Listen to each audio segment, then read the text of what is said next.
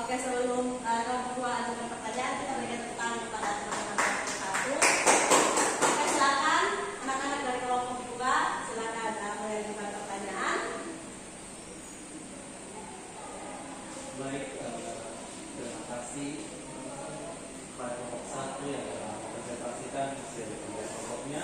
Di sini kami dari kelompok 2 akan memberikan sedikit pertanyaan kepada teman-teman yang sudah presentasi. Masalah apa yang terjadi dalam proses pertumbuhan dan perkembangan pada manusia? Oke, baik. Ibu langsung saja menjawab sekalian dengan menjelaskan sedikit materi untuk hari ini. Nah, masalah-masalah yang terjadi pada pertumbuhan dan perkembangan manusia itu, yang pertama yang paling umum yang terjadi itu adalah stunting. Nah, kita tahu sendiri bahwa stunting itu adalah suatu masalah atau suatu penyakit yang menyerang bayi hingga dia tidak memiliki tinggi yang normal atau berat badan yang normal.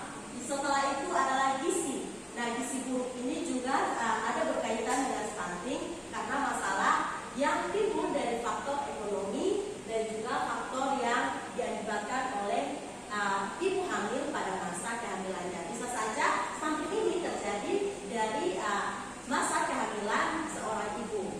Nah, stunting itu tidak terjadi setelah bayi itu lahir, tetapi sudah terjadi sejak masa dalam kehamilan yang disebabkan oleh aktivitas dari sang ibu. Bagaimana kelompok 2? Oke, nah di sini ibu akan sedikit menjelaskan mengenai pertumbuhan dan perkembangan pada manusia. Nah di sini ada gambar bayi atau gambar kita manusia waktu masa bayi, yaitu tahap perkembangan bayi dari 0 sampai 12 bulan. Nah di sini selama periode 1 tahun hingga 2 tahun kehidupan, bayi bertumbuh dan berkembang dengan sangat pesat. Nah, berat dari bayi ini bisa berkembang berkali-kali lipat atau bertambah berkali-kali lipat dibandingkan pada waktu mereka dilahirkan. Nah, pada saat dilahirkan kepala bayi berukuran. Oke, selanjutnya setelah masa perkembangan bayi kita masuk pada masa perkembangan anak-anak. Nah, perkembangan anak-anak ini disebut juga perkembangan motorik kasar yang jangka waktunya itu dari 3 hingga 5 tahun. Nah, motorik kasar ini merupakan gerakan fisik yang membutuhkan keseimbangan koordinasi anggota tubuh dan memakai sebagian anggota besar atau seluruh anggota tubuh. Kita bisa lihat di mana anak-anak setelah berusia 3 tahun itu mereka sudah bisa mulai membaca, menentang bola, dan setelah 4 tahun, 5 tahun mereka sudah bisa berlari dengan sempurna tanpa jatuh-jatuh. Baik, pada masa pertumbuhan ini remaja putri akan bertambah tinggi badannya sekitar 3 inci saja, sementara putra bertambah lebih dari 4 inci. Makanya itu kenapa anak-anak kalau melihat teman laki-laki dan perempuan ketika masih SD itu perempuan lebih tinggi laki-laki, tetapi pas masa remaja, masa pubertas, laki-laki bisa lebih tinggi perempuan itu dengan sangat cepat. Nah,